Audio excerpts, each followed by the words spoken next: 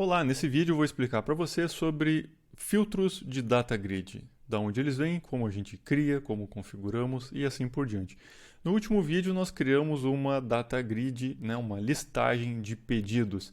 E quando nós criamos essa listagem, ela já nasceu com uma série de colunas pré-definidas e isso veio da onde? Veio do modelo de dados, no modelo de pedidos mais precisamente, onde nós já havíamos configurado quais campos seriam listáveis e quais seriam buscáveis. Pois bem, quando a data grid foi criada, então os listáveis viraram colunas, e os campos buscáveis eles aparecem dentro de um campo, de um formulário de filtro. O formulário de filtro da data grid aparece quando a gente aciona os filtros.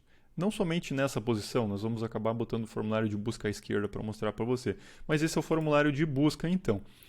Aqui eu estou com uma aba com o sistema rodando, agora eu volto para o Creator para a gente ver como configura os campos. Então, os campos buscáveis, eles viram um formulário de buscas, que ele aparece nesse botão aqui para ser configurado. Então, vamos revisar os campos do modelo de pedidos para entender como foi gerado o formulário de busca. No campo de pedidos, nós marcamos o campo data do pedido como sendo buscável. Então ele vai criar no formulário de busca dois campos, um data inicial e data final, para nós buscarmos por intervalo de datas. Campos de chave estrangeira, como cliente, status, canal de venda, que são campos de seleção única no cadastro, Unique Search é um campo de localização. Combo é um campo de seleção de registros, mas é um de seleção única, tanto um quanto o outro. O Unique é de busca de digitação, mas sempre de um registro. O Combo ele vai listar os registros, mas sempre é uma seleção única. No formulário de buscas eles vão virar múltiplos. Então o Unique Search na busca vai virar um multi-search, vai permitindo filtrar por vários vendedores, vários clientes. E o Combo vai virar um multi-combo, vai permitir filtrar por vários status, vários canais. Além disso, o pedido também tem outra configuração especial, que ele tem uma agregação, ele tem uma relação N para N com a tabela de tags do pedido, por meio da intermediária pedido tag. Isso aí somente faz com que seja gerado mais um campo no formulário, um campo buscável, que vai buscar por meio dessa tabela intermediária. Então aqui no editor, no formulário de busca, os campos Unix viraram múltiplos e os dbcombo viraram multicombo, permitir seleção múltipla, O que reflete aqui no formulário de filtros, então, eu posso ter aqui um multi-search, para selecionar vários vendedores, e o dbcombo do formulário virou multicombo. Eu posso selecionar várias tags, vários status e vários canais de vendas. Isso é muito legal, facilita bastante a localização quando nós podemos selecionar vários registros, ok? Bom, a gente precisa fazer alguns ajustes aqui e talvez um deles você até percebeu. Bom, para começar, nós vamos mudar o formulário de filtro de posição. O formulário de filtro atualmente ele está abrindo numa cortina. A gente pode mudar isso facilmente aqui nas propriedades. Eu posso botar ele para abrir no topo. Vamos ver como vai ficar ele se nós configurarmos para abrir no topo. Vou atualizar aqui então a listagem de pedidos. Olha só, ele vem aberto no topo então. A gente faz o filtro aqui em cima, aplica, ele filtra embaixo. Pode funcionar bem para algumas telas, para outras que tem muitos filtros, talvez não. A não ser que você divida os filtros em colunas, faça uma outra configuração. E outra forma de filtrar é com o formulário à esquerda. Então aqui salvamos, vamos atualizar aqui a listagem de pedidos, então o formulário de busca fica à esquerda. Muitos sites que usam às vezes esses campos à esquerda para buscar, como por exemplo sites de imobiliária, sites de revenda de automóveis. Essa tela em específico de pedidos no sistema eu vou deixar com o formulário à esquerda para nós termos um exemplo de busca com o formulário de busca à esquerda. Eu vou deixar os cadastros mais simples, como produtos com busca em cortina, e o de pedidos, esses que têm mais filtros, eu vou deixar com a esquerda. Aí eu posso eliminar esse botão filtros aqui, porque senão fica dois formulários de filtros. Então esse botão filtros aqui vai para a lixeira. Então com isso a gente colocou o formulário de busca à esquerda. Agora precisamos fazer alguns ajustes. Na busca de clientes, ele está listando todas as pessoas, na de vendedor também. Então, ele está trazendo clientes e vendedores, na de vendedor também. Então, aqui a gente tem que colocar um limitador. Então, no campo de busca de clientes, nós vamos listar pessoas apenas em que a categoria ID, né, o campo é uma chave estrangeira, né, que é a categoria da pessoa, for igual a pessoa, categoria cliente, que é uma constante, né, que nós temos aqui no modelo de pessoas, né? Então, pegar aqui pessoa, editar, nós temos uma constante, categoria cliente é 1 e vendedor é 2. Né? Isso aí tem que estar alinhado com o cadastro aqui de pessoas, as categorias das pessoas, cliente 1 e vendedor 2. Estou na aba do sistema, volto para a aba do Creator, volto para a configuração do formulário. Então, cliente vai ser só pessoas em que a categoria ID é pessoa, categoria cliente. E vendedor vai ser todo mundo em que a categoria ID for igual... Ops, acabei clicando fora sem querer. For igual a categoria vendedor. Ok? Categoria ID igual a pessoa, categoria vendedor. Lembrando que eu poderia simplesmente colocar 2 aqui, né? Filtrar a categoria 2. Só que isso não é legível e não é fácil de dar manutenção, porque a pessoa bate o olho no 2 e vai pensar o que é o 2, por que é o 2, né? E se esse 2 trocar um dia? Assim a gente deixa a constante, se trocar, troca na definição da constante e está tudo certo. Então, cliente filtra pessoas da categoria cliente e vendedor filtra pessoas da categoria vendedor. Vamos salvar e vamos alternar a aba aqui. Como já publiquei esse exemplo, é só uma atualização simples. Então, vou vir aqui em pedidos e listar pedidos. Vamos abrir o campo cliente. Agora lista só clientes. Vendedor, lista só vendedores. Ok? Porque eu cadastrei dessas formas. Cliente 1, 2, 3 e vendedor 1, 2, 3.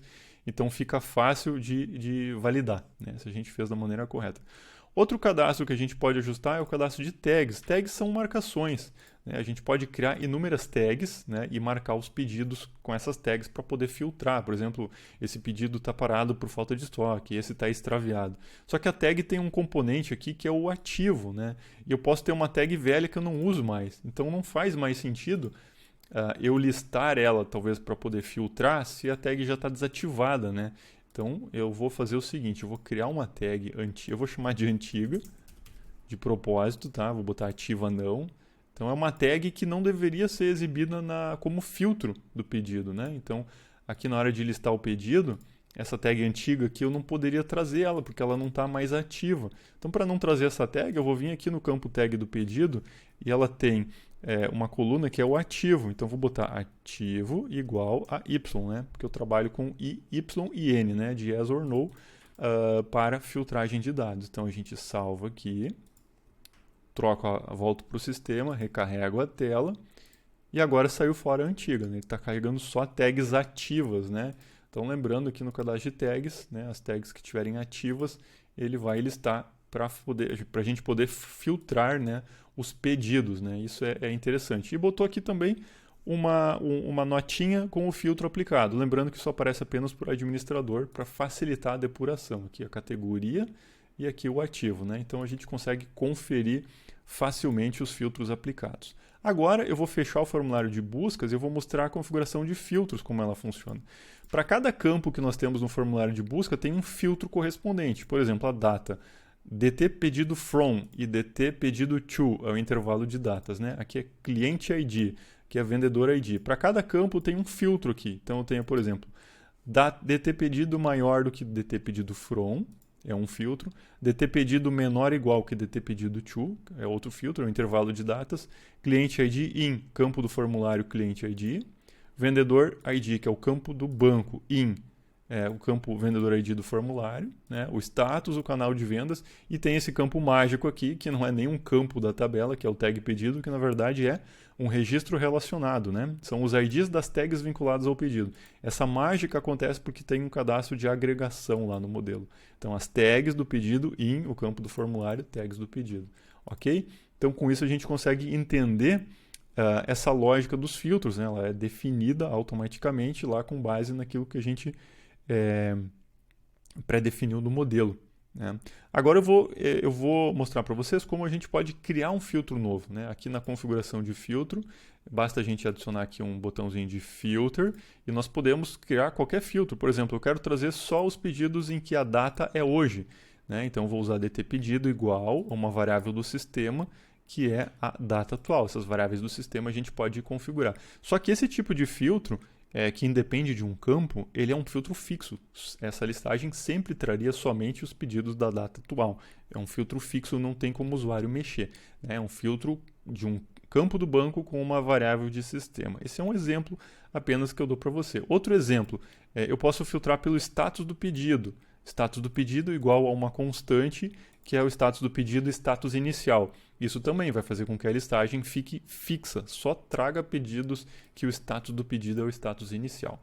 Tá? Não é o que a gente precisa aqui. No entanto, em algumas listagens, eventualmente, depende da regra de negócio, a gente pode ter uma listagem para trazer somente de um tipo ou de uma data de uma maneira fixa, né? Aí faz sentido isso. Então eu vou tirar esse filtro que eu botei aqui na tela só para mostrar, só para demonstrar para vocês, e eu vou criar um filtro novo no formulário, um filtro que a gente não fez na pré-definição, só para mostrar como a gente acrescenta um filtro então. Eu vou aqui adicionar uma linha a mais no formulário de busca. Eu vou colocar um label e vou colocar aqui um numeric. Eu vou chamar isso aqui de valor mínimo. Ok? E aqui eu vou chamar esse campo do formulário de valor mínimo. Ok? Então vai ser um valor de corte. Eu quero listar pedidos só a partir daquele valor que eu informar.